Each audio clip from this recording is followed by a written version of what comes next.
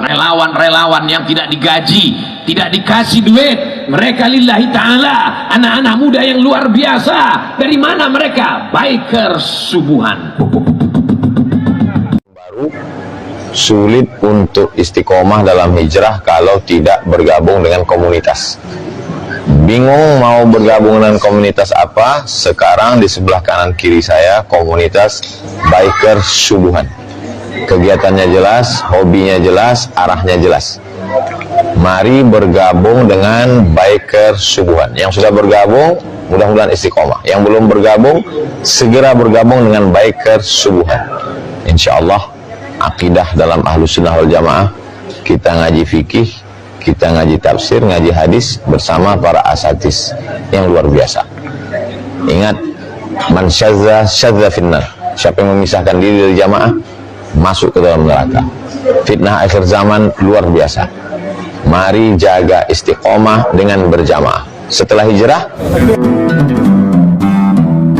di dalam dada kita ini ada 4 macam barang di dalam. Yang pertama itu di atas kiri kanan paru-paru, tugasnya bernapas. Lalu kemudian di sebelah kiri ada jantung yang selalu berdenyut terus untuk memompa darah, mengantar energi ke seluruh tubuh. Lalu kemudian di bawah agak ke tengah sedikit itu ada lambung di situ dengan hati menempel, jadi 4 di situ. Yang mempengaruhi tingkah laku kita adalah hati dan lambung, serta yang ada dalam kepala adalah otak. Itu yang mempengaruhi. Kalau tangan ini cuma pelaku, kaki cuma pelaku.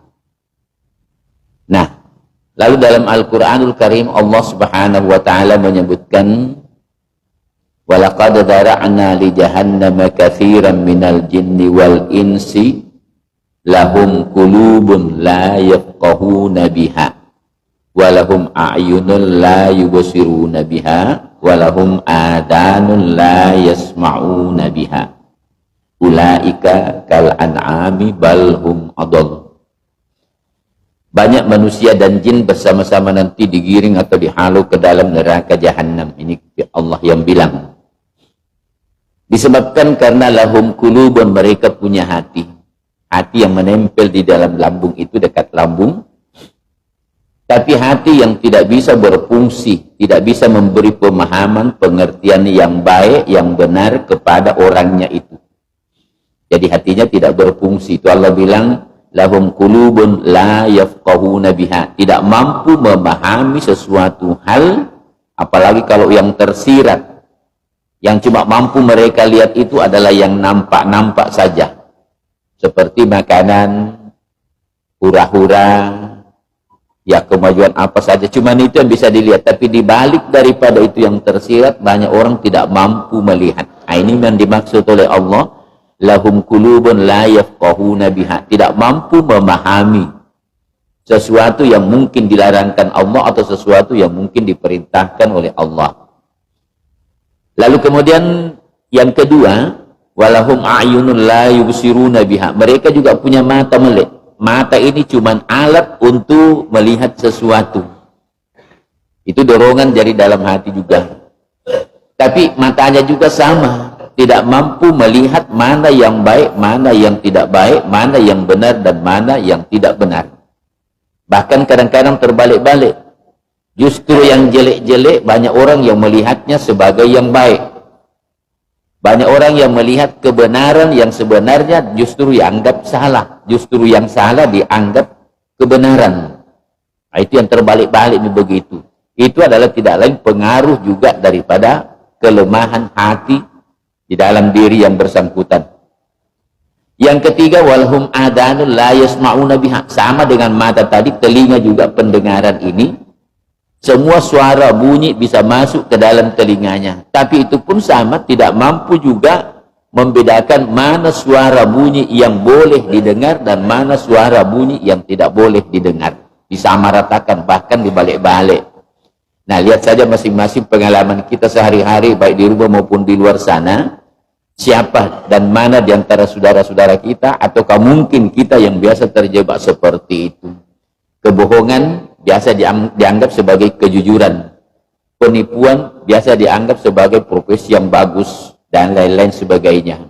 Nah, dalam hati itu ada tenaganya yang namanya inteligensi, tapi itu para ahli kejiwaan yang membicarakan, yang biasa disingkat kalau ditulis disebut dengan nama IQ, singkatan dari kata inteligensi quest atau taraf inteligensi. Kata para ahli itu semakin rendah taraf inteligensinya orang, semakin tumpul otaknya katanya. Semakin tinggi-tinggi derajat inteligensinya orang, semakin cerdas otaknya. Itu kecerdasan otak, tapi belum lengkap peranan hati di situ. Kenapa? Karena masih ada satu kekuatan yang perlu, yang paling besar yang harus dimiliki, yaitu perasaan keimanan. Dengan keimanan ini maka hati memiliki rasa takut dan rasa patuh kepada perintah-perintah Allah. Kemudian dengan adanya rasa takut itu, keimanan itu, maka tumbuh juga satu alat di dalamnya yang disebut dengan rasa malu dan syukur. Kalau orang punya rasa kesyukuran di dalam hatinya, rasa malunya juga terpelihara dengan baik. Malu melakukan sesuatu yang jelek. Tapi kalau rasa syukur tidak ada, tidak malu orang mengambil sesuatu walaupun bukan haknya.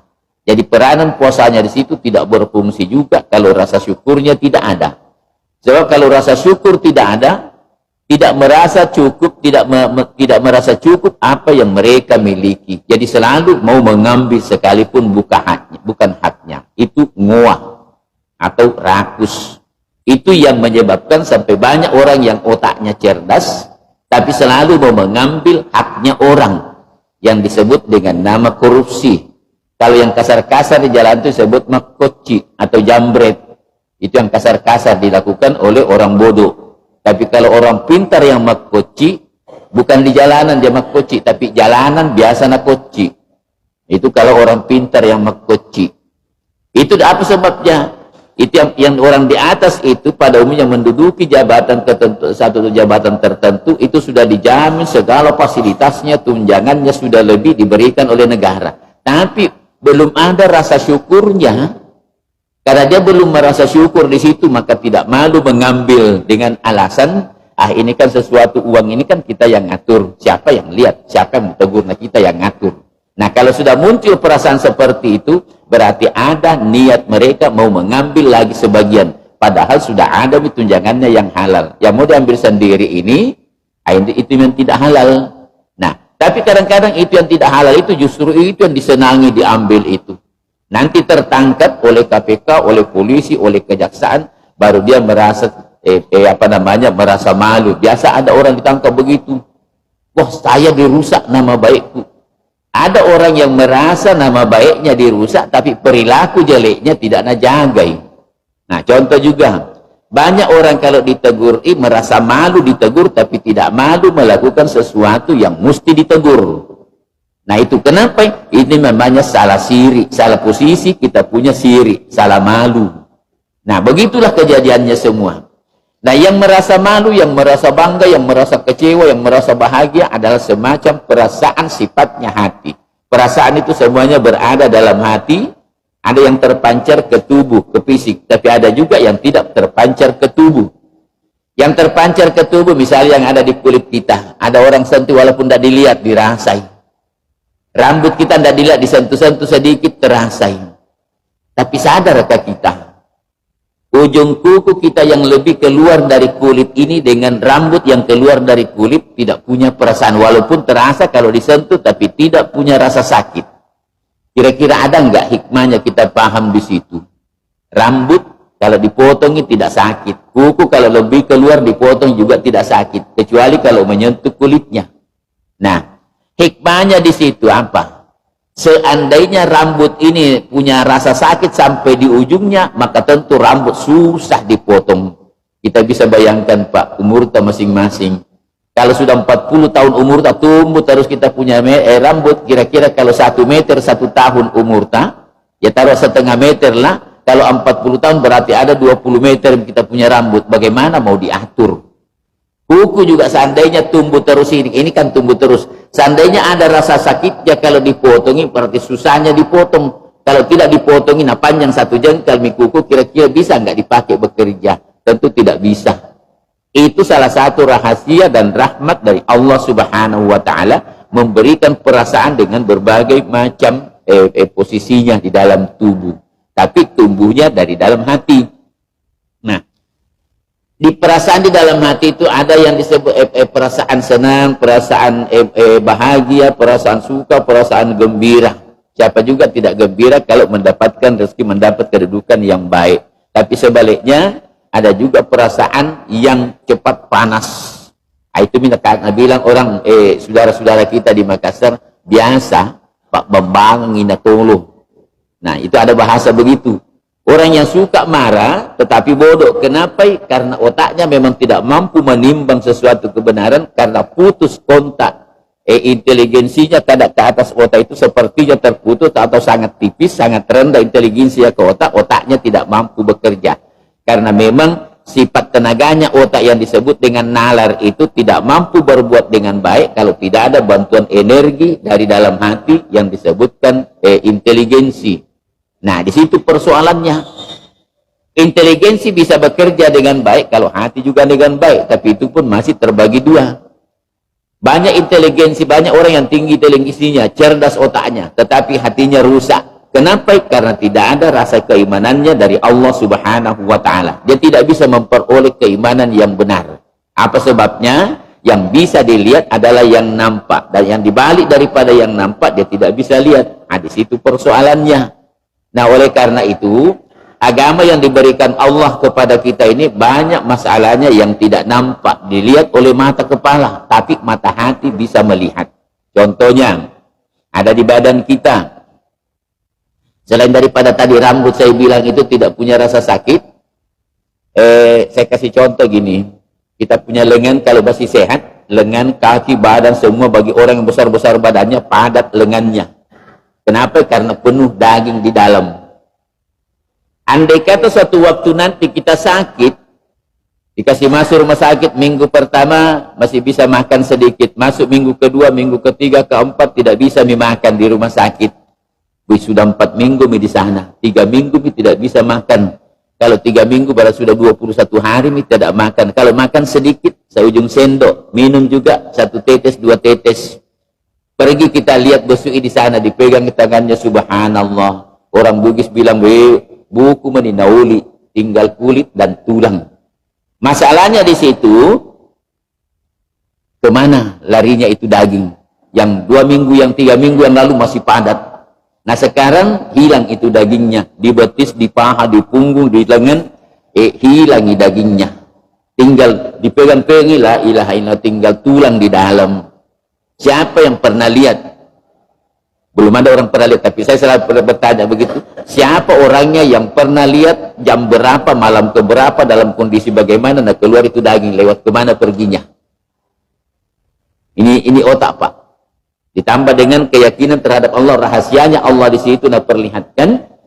Jadi saya katakan, saya bahasakan begini, diperlihatkan oleh Allah setengahnya, tidak diperlihatkan setengahnya. Apa maksud setengahnya? Waktu berisi ini diperlihatkan, nampak, kelihatan, kita pegang padatnya. Bahkan kalau ditimbang badannya, mungkin sampai 80 kilo misalnya badannya. Tapi waktu hilang itu daging, tidak ada satu orang yang lihat. Nah rahasiakan oleh Allah Subhanahu wa Ta'ala. Kalau kita tanya para dokter, para perawat di sana yang jaga si sakit tadi, kemana dagingnya itu Pak dokter itu? Spekulasi jawabannya dokter. Coba tidak baik kalau beliau tidak menjawab. Apa jawabannya? Oh itu daging karena tidak ada energi masuk, maka dia mencair, meleleh. Kalau meleleh keluar kemana? Dia masuk meresap dalam tubuhnya, keluar bersama kalau dia pipis, kalau dia kencing, kalau dia buang kotoran. Pertanyaannya, berapa kali kencing dan berapa kencingnya orang sakit yang sudah 3 minggu tidak minum? Berapa kencingnya keluar? Terlalu sedikit. Nah dagingnya tadi andai kata dipisah dengan tulangnya timbang mungkin 60 kilo. Nah kemana perginya itu daging? Wallahu alam bisawab, tapi itu nyata dilihat pada waktu sudah kosong ini tidak ada, tapi tidak ada orang lihat lewat kemana, dalam kondisi bagaimana cuacanya, lalu hilang itu daging. Tidak ada yang lihat, tidak ada yang tahu. Itu yang saya bilang, tidak diperlihatkan ya Allah waktu hilang itu daging di dalam tubuh kita. untung kulitnya tidak ikut juga meleleh. Seandainya kulit juga hilang seperti bersama dengan daging, kira-kira tidak ada orang yang bisa pergi besuk orang sakit. Kenapa? Takut makin lihat karena tinggal tulang-tulangnya nampak. Ini semua masuk di dalam rahasia Allah, menyangkut soal perasaan, menyangkut soal hati di dalam diri kita yang kadang-kadang tidak dilihat, tidak nampak, tetapi bisa dipahami, bisa dilihat oleh mata hati dengan kekuatan keyakinan dari Allah Subhanahu wa taala, petunjuk dari Allah Subhanahu wa taala. Dan banyak di badan kita hal-hal semacam itu yang perlu kita lihat. Nah, untuk itu, untuk menahan emosi di situ, perasaan supaya jangan terlalu cepat meluap, disinilah peranan puasa.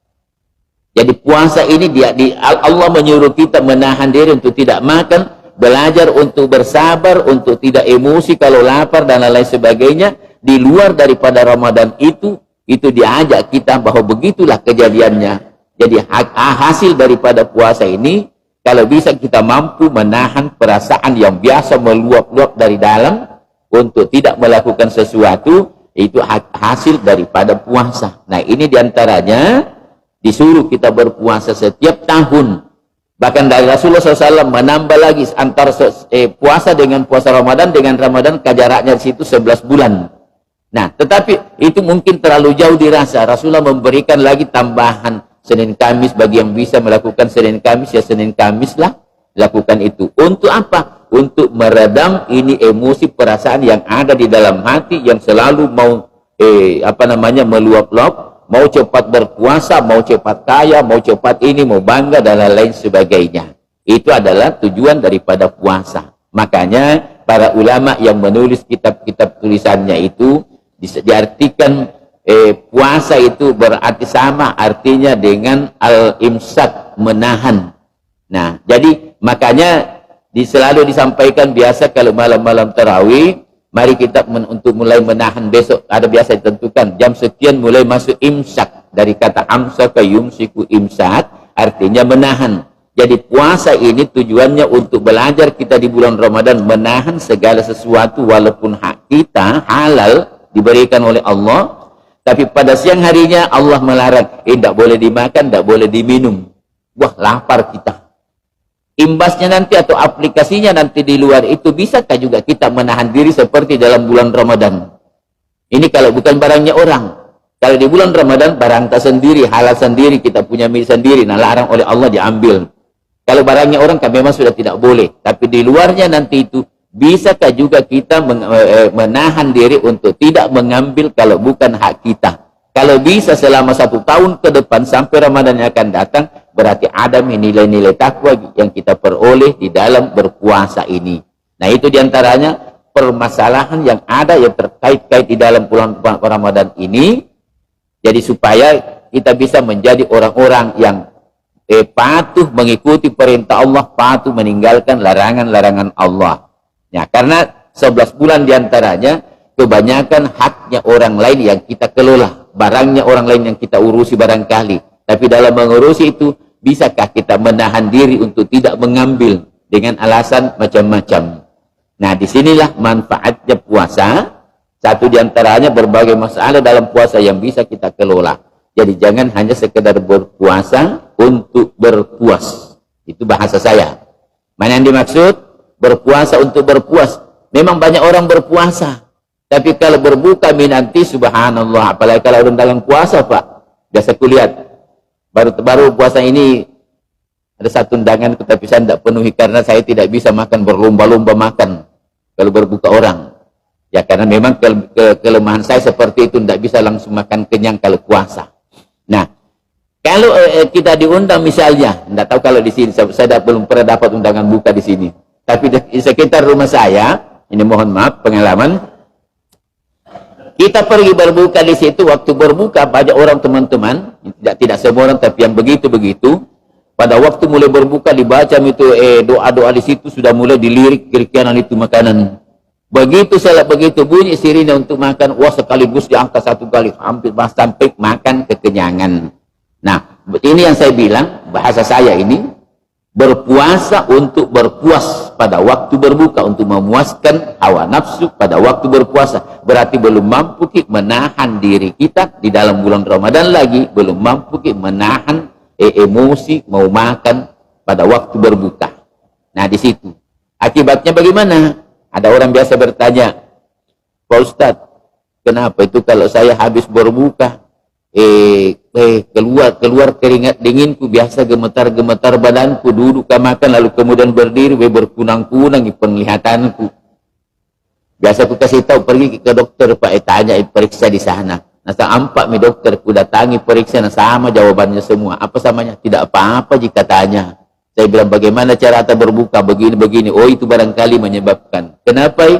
Karena lambung kita tadi di dalam kosong 1 hari, mulai dari jam 1 siang itu sudah kosong itu lambung sampai sore, diisi tiba-tiba padat, tiba-tiba masuk dipenuhi ini karena mau memuaskan perasaan kita, sekali balas dendam kata orang, sekali dipenuhi di dalam.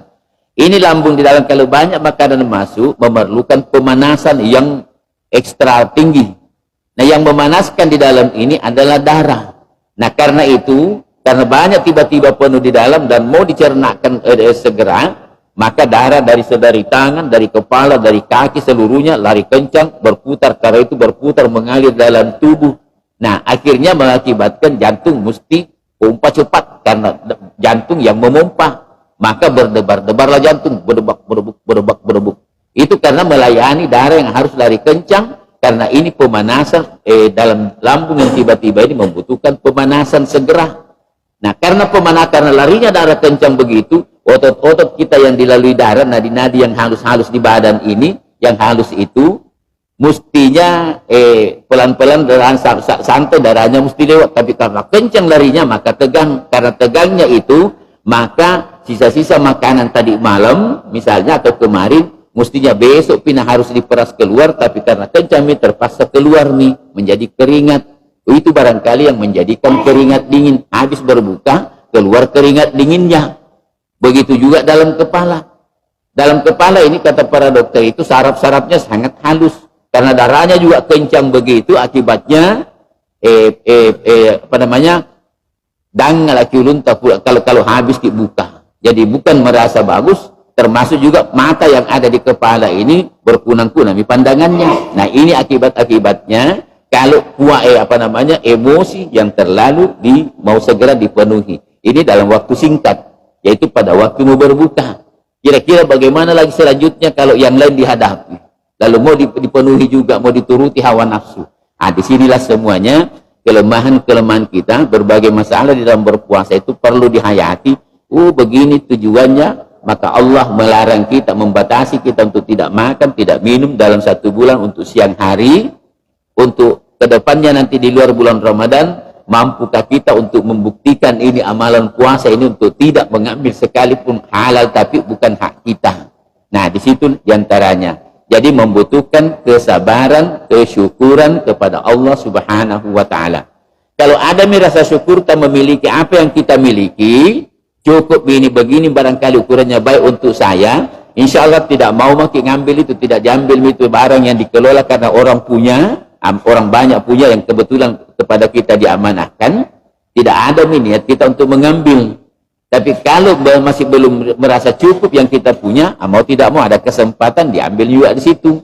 Nah, di sini berarti ibadah puasa kita itu belum bermanfaat dengan sebenar-benarnya. Jadi itu tadi simpulannya. Tujuan berpuasa Allah menyebutkan la'allakum tattaqun, mudah-mudahan kamu dengan berpuasa ini bisa membentuk dirimu menjadi takwa. Takut melakukan sesuatu yang bukan kita punya, yang dilarangkan Allah, sekalipun milik kita, tapi kalau dilarang Allah takut melanggar. Jadi patut meninggalkan kalau dilarangkan oleh Allah. Yang diperintahkan Allah sekalipun agak berat-berat sedikit, patut juga melakukannya. Nah, disinilah sifatnya orang-orang yang bertakwa selalu patuh kepada Allah Subhanahu wa Ta'ala. Ya, saya kira demikian kisah kita ini pada subuh pagi ini. Mudah-mudahan ada manfaatnya. Semoga Allah memberkahi kita semua.